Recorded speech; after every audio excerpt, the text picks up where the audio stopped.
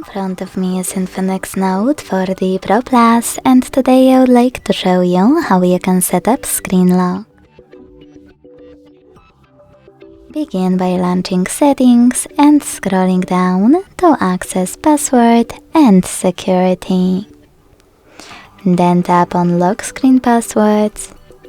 Select one of those to apply a perfect one: pattern, numeric password, or alphanumeric password, and create it. Then repeat it to confirm it and choose Confirm at the bottom right corner.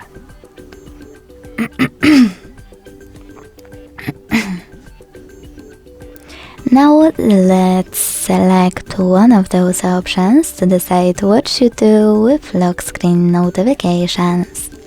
Show notification content, show notifications but hide content, or don't show lock screen notifications. Wherever you decided, when you finished, hit done.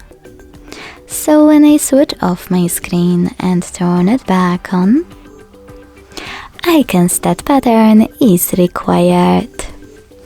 Thanks so much for watching. If you enjoyed this video, leave a like, comment and subscribe. Bye!